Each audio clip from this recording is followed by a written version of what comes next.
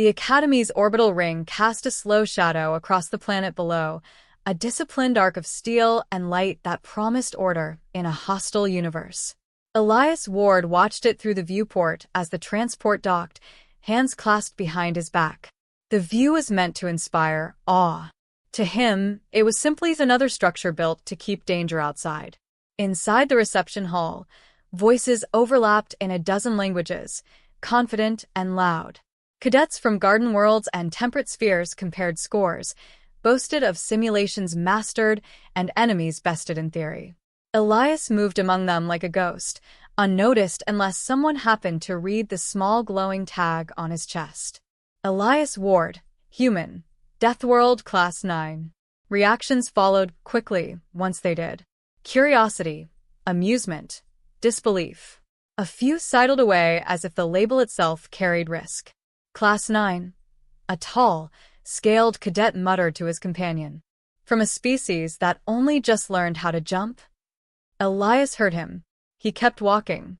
The first lecture convened within the hour. The hall was cavernous, designed to withstand species that treated physical impact as conversation. Elias chose a seat near the rear, where exits were visible and no one could approach from behind without being seen. It was habit, not fear. Instructor Threx entered without ceremony. The room quieted instantly. His presence carried the weight of survival earned the hard way. He surveyed the cadets with 4 unblinking eyes before speaking. This institution exists because the galaxy is not kind to the unprepared, Threx said. You are here to learn what survives when plans fail. A projection ignited behind him, resolving into a star system marked clean and orderly. Trade lanes glowed softly. Threat indicators remained comfortably low. Cadets, Threx continued. This system was classified as inactive. No sentient life. No strategic value. An ideal candidate for observational training. Several cadets relaxed. A few smiled. Elias did not. The projection flickered. Space near the system's primary star distorted violently, folding inward on itself. What you are seeing, Threx said, is a jump event. Murmurs rippled through the hall. That's too close, someone said. No ship could survive that. Threx inclined his head. Correct. The distortion intensified, then froze. The simulation ends here, Threx said. All friendly assets lost. The murmurs died. A plated cadet in the front row let out a short laugh. With respect, Instructor, that scenario violates known jump protocols. No rational species would. Assume rationality at your peril, Threx said, cutting him off. His gaze shifted, settling on Elias at the back of the hall. Cadet Ward. Human. Deathworld Class 9. The room turned as one. Yes, Instructor, Elias said, standing smoothly.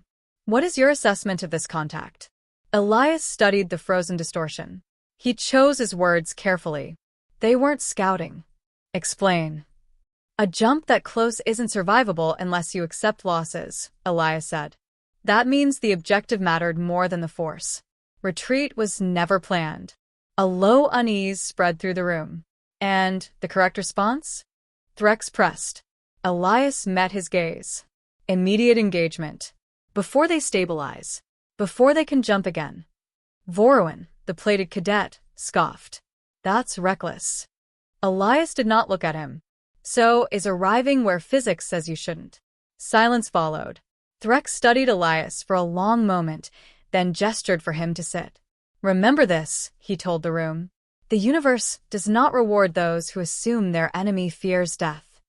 The lecture continued, dissecting the failed contact from every angle. Each alternative ended the same way. By the end, the confidence that had filled the hall earlier was gone, replaced by something tighter, more honest. When dismissal was called, cadets clustered together, voices low. Elias waited until most had gone before rising. Ward, Threx said. Elias turned. You've seen this before, the instructor said. It was not a question. Not this exact scenario, Elias replied. But the logic. From where? Elias hesitated, then answered simply. From home. Threx regarded him with renewed interest. Your species has limited interstellar conflict history. Elias nodded. We made up for it before we left our planet. That answer lingered between them. As Elias stepped into the corridor, his wrist unit chimed. A priority notification scrolled across the display. Live observation deployment. Uncharted system. Immediate assembly. His pulse quickened, not with excitement, but recognition. The system designation matched the projection from the lecture. Around him, cadets reacted with enthusiasm and nervous laughter. Vorowin clapped a heavy hand against his own armor. Looks like we'll see how wrong that simulation was, he said, glancing at Elias. Elias checked his gear instead, tightening straps, confirming seals, preparing for outcomes no one else wanted to imagine. Because some species learn to survive on gentle worlds. And some learn to survive where the world itself was the enemy. If someone was willing to jump where they should not, then they were not ignorant. They were committed. The jump tore through space like a wound reopening. For a fraction of a second, there was nothing, no stars, no orientation, no comforting sense of direction. Then reality snapped back with brutal force. The Academy vessel shuddered as inertial dampeners lagged, and several cadets were thrown against restraints not designed for that kind of violence. Elias absorbed the shock with bent knees and clenched teeth, eyes already on the tactical display as alarms cascaded into one another. They were far closer to the star than protocol allowed. Radiation levels spiked. Heat bled through shielding in a way that made the air feel heavy, oppressive. Outside the forward viewport, the star's surface churned in furious detail, far too near to be anything but a mistake. This proximity is unacceptable, a cadet barked. Navigation error. That's not our error, Elias said quietly. Instructor Threx had already moved to the command rail, issuing clipped orders. Status. Shields holding at 63%, came the reply. Power fluctuations across secondary systems. Before anyone could speak again, space ahead of them distorted. It was subtle at first, a tightening of starlight, then a violent compression that made Elias's stomach drop. The distortion swelled, convulsed, and split. Something forced its way out. The hostile vessel was wrong in ways the Academy's models had not prepared them for. Its hull was asymmetrical, layered with jagged plates fused together without regard for balance or efficiency. Smaller craft spilled from behind it like shrapnel, several colliding outright before stabilizing.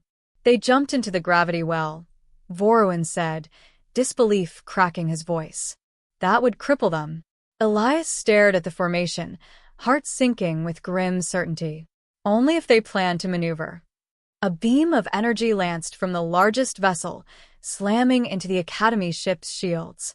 The impact reverberated through the hull, rattling teeth and bone alike. Gravity flickered, then dipped. Combat alert, Threx shouted. All cadets to stations. The second shot came before the order was fully executed. This time the shields flared dangerously, their integrity plunging in uneven spikes.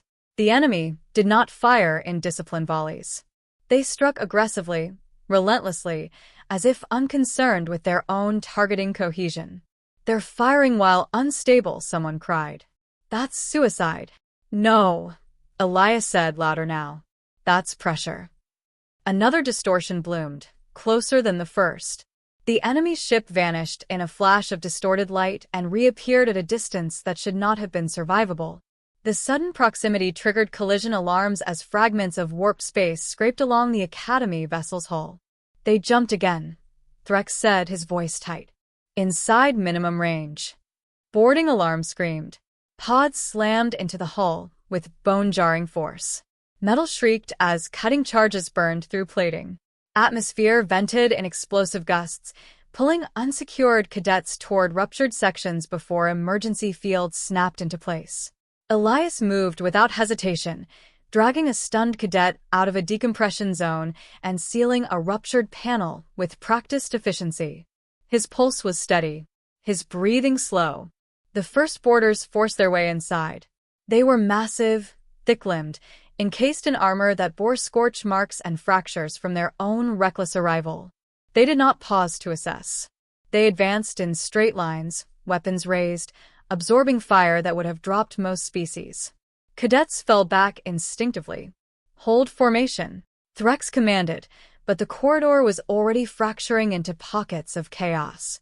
A shockwave tore through the deck as another enemy jump destabilized nearby space.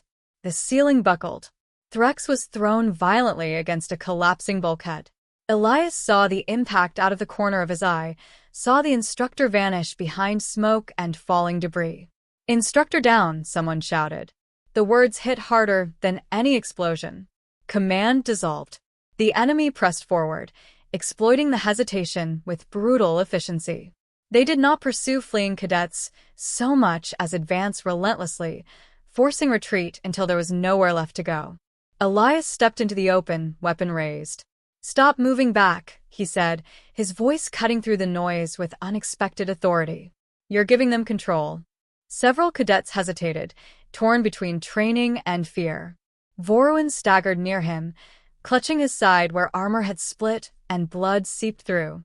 "They're everywhere," Vorwin growled. "We can't. They jumped here because they can't afford a prolonged fight," Elias said. "Every jump damages them. Every second they stay costs them ships." Vorwin stared at him. "How do you know that?" Elias fired, dropping a border with precise shots to expose joints. "Because that's how you fight when you don't expect to survive." Something shifted in Vorwin's expression, not trust, but understanding. Elias keyed his wrist unit, opening a broad channel. "Fall back to pressure-controlled zones. Force them through narrow approaches. Don't chase. Make them commit." Some cadets obeyed. Some didn't. The ones who did began to survive. Outside, the enemy formation tightened, aligning for yet another jump. The distortion that formed this time was unstable, ragged, barely holding together. "They're insane," someone whispered. Elias watched the distortion swell, feeling the ship vibrate in protest. "No," he said. "They're all in." The jump ignited. Space screamed. And as reality bent toward collapse, Elias understood with chilling clarity that this battle would not be decided by technology or numbers, but by who understood commitment first. The ship should have torn itself apart. The latest jump detonated close enough that space-time rippled through the Academy vessel like a shockwave through water. Bulkheads groaned. Lights died entirely, leaving only emergency strips to carve the corridors into harsh lines of shadow. Elias felt the deck buckle beneath his boots and adjusted without thinking, knees flexing, balance instinctive. The enemy had overreached. Structural failure imminent. The system intoned, voice stripped of urgency by programming that did not understand desperation. Elias moved forward anyway. The corridor ahead had narrowed, where plating had warped inward, forcing the boarders into a single-file advance. They came without hesitation, armor cracked, movements jerky from accumulated jump damage. One stumbled, joints locking, and Elias used the opening without ceremony, firing into the exposed seam beneath its helm. It fell. Another took its place. Behind him, cadets hesitated, fear warring with training. Vorwin leaned against the wall, breathing hard, eyes tracking Elias with something that bordered on disbelief. "They're not slowing," Vorwin said. "They don't need to," Elias replied. "They just need us to break." He shifted position, drawing fire, letting shots strike where armor and debris could absorb them. Every movement was deliberate, economical. He did not shout. He did not rush. He advanced only when the enemy was forced to react. "Follow my timing," he said. "Not my speed." A cadet near the rear broke cover too early and paid for it. Elias adjusted instantly, dragging him back, sealing the breach left behind. No words were wasted on regret. The enemy adapted, pressing harder, firing in wild arcs meant to overwhelm rather than aim. Elias watched their patterns, the slight delays after each microjump, the way their formations degraded with every force transition. "They're burning themselves out," he murmured. "What?"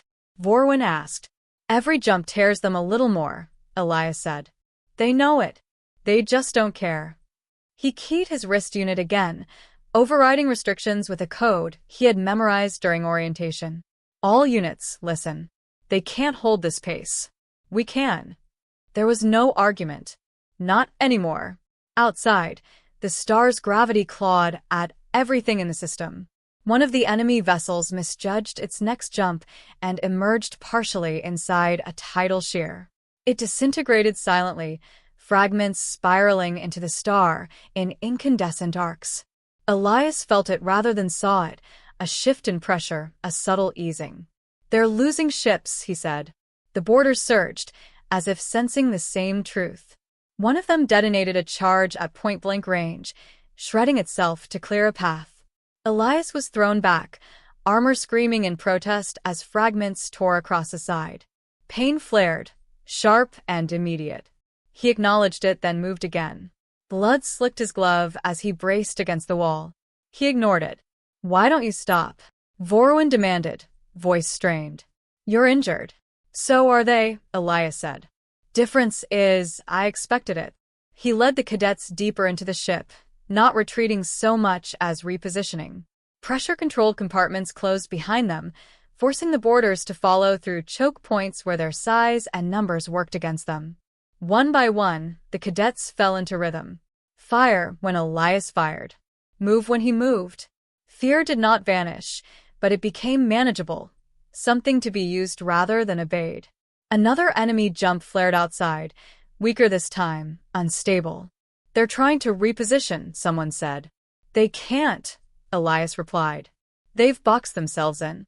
He rerouted power to the ship's remaining maneuvering thrusters, forcing a slight roll that threw the boarders off balance. It was crude, inefficient, and effective.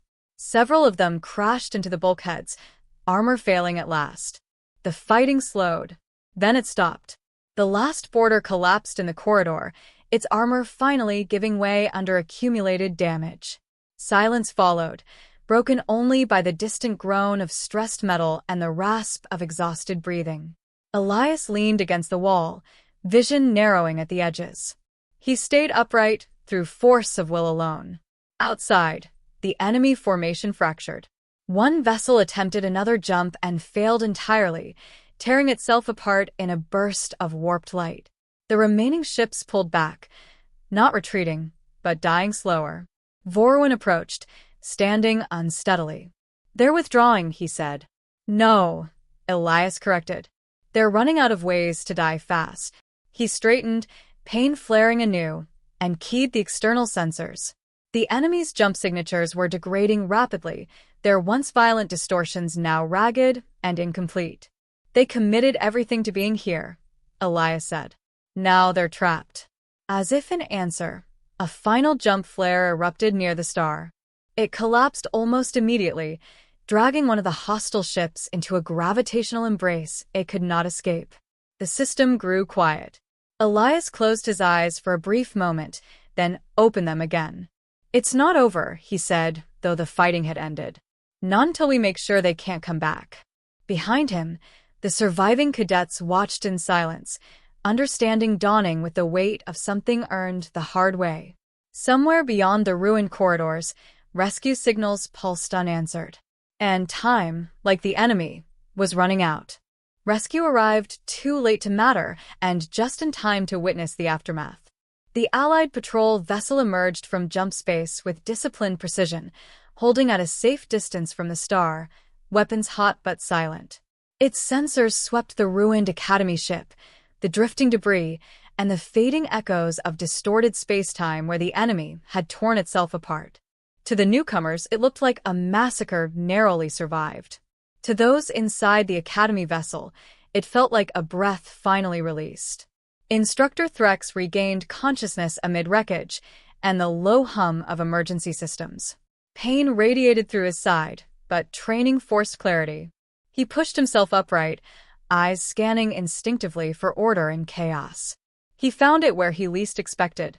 Cadets were moving with purpose, sealing breaches, stabilizing wounded, conserving power. There was no panic, no confusion, only exhausted efficiency. At the center of it stood Elias Ward, blood drying along one sleeve, posture rigid with effort rather than authority. Threx watched for several seconds before speaking. "Report." Elias turned. For the first time, Uncertainty crossed his face, not doubt in the situation, but awareness of consequence. Enemy forces neutralized or destroyed, he said. No further jump capability detected. Threx nodded slowly, then looked around. And command? Elias hesitated. There wasn't any. The answer was honest. Threx accepted it as such. Medical teams arrived soon after, their movements practiced and impersonal. Elias submitted to treatment without comment, allowing wounds to be sealed and stimulants administered only when ordered. When they finished, he stood again, as if sitting would somehow erase what had just happened. Threx summoned him once the immediate crisis passed. They stood near a viewport where the star burned quietly now, indifferent to what it had claimed. "You've violated no protocols," Threx said, reviewing the data scrolling across his wrist display. "You assumed authority without rank, issued orders outside your mandate, and engaged in unsanctioned tactical improvisation." Elias met his gaze. "Yes, Instructor."